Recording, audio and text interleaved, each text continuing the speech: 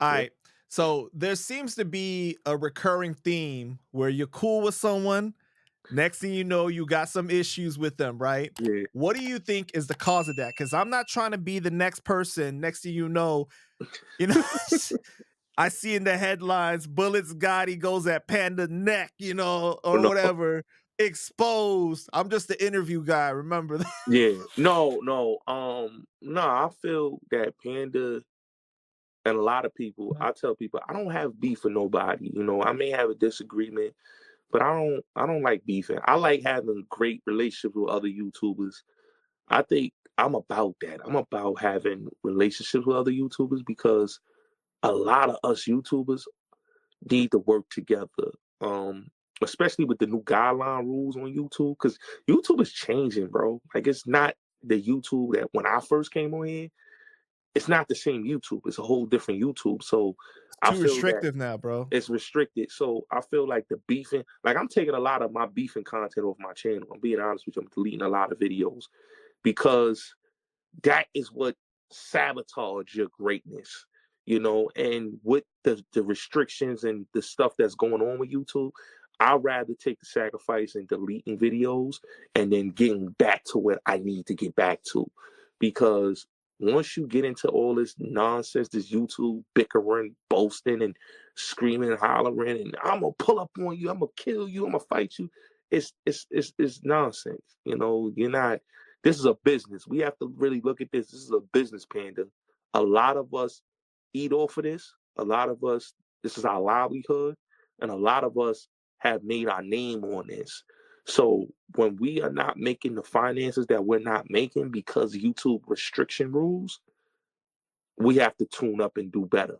So that's my thing. I'm getting back to doing content and not focusing on the beef. And I had fun doing it.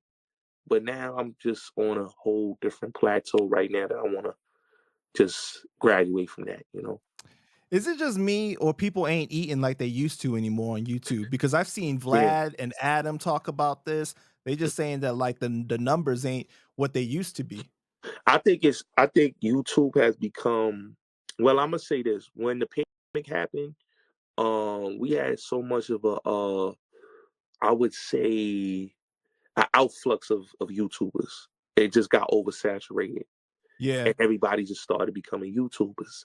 So once, like I would say, like 2019. 2018, it wasn't that many YouTubers. And then when 2020 came, it was a little bit, but it wasn't that much. And then 2021 and 2022, you started seeing an outflux of YouTubers.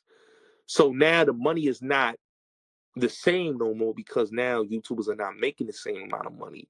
You But can't just also, put YouTube changed the algorithm. they Now they're change trying the to compete algorithm. with TikTok by Yeah. focusing on YouTube Shorts and And short form content. Shorts is the new algorithm now for YouTube. It's no more about putting out a pre-recorded video, doing a live stream.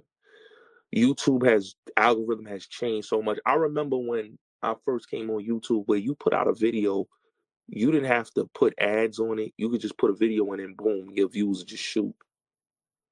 That's what the shorts is doing right now. That's what the algorithm used to be.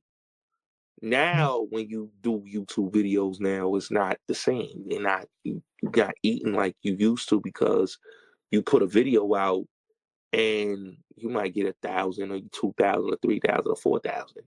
Right. Could be rare you might get 10,000. It's crazy though because of the oversaturation, right, of Yeah, creators. It's kind of like, when you watch Netflix and you yeah, just get presented with too many options and you just yeah, like, I don't know what the fuck to watch. I'm like bored. This is yeah, just, you know what I'm saying? Like I felt like YouTube before, if you watch some of those older videos, like hmm the standard was so low. It's like yeah, people's audio was terrible, the video was terrible, but this yeah. The shit got videos was tons of horrible. views, Yeah, right? yeah, because you got to remember, like YouTube was like it was so different. Like people weren't trying to be YouTubers, and people weren't trying to be podcasters. So when people became podcasters and YouTubers, and they started seeing the success of it and the money that people were making, that's when you started to see that the numbers and the algorithm was changing. You know, if YouTube would have just stayed with how the algorithm was before, and YouTube would have just stayed, and they didn't have the guideline rules that they started to get later on during the pandemic, YouTube would have been so perfect. It would have been so perfect for a lot of creators, and a lot of creators, real creators, would be able to make the money that they was making before. Yeah, man. Let me ask you this though, right? Because Hmm. I feel like we all start out with love for this. Hmm. Because even if we wasn't making money off this, we still do it because we Yeah. love it that much, Yeah. right? We love talking about hip hop.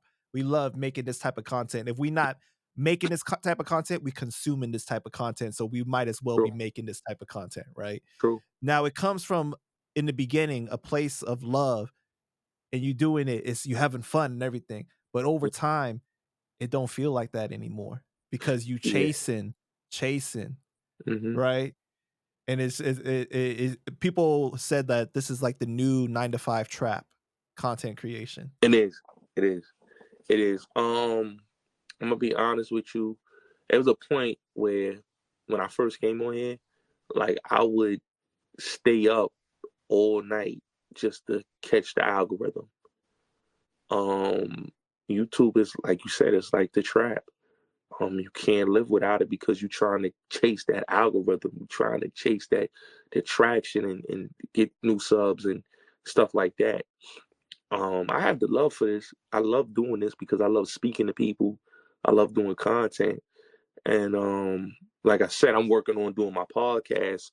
So I love what I'm doing. I look, let me be honest with you, Peter. I'm so happy that I got so many eyes on me that when I hear people saying, like, people will tell me, yo, I heard people talking about what you said on your video, or I heard somebody talk about a live or a clubhouse. And I'll be like so amazed that people know who I am. So that's the thing that I really love, because it's like, damn, like I'm really like on a legendary status, like I didn't think I was that huge, but you never know, you never know what people, how people feel about you,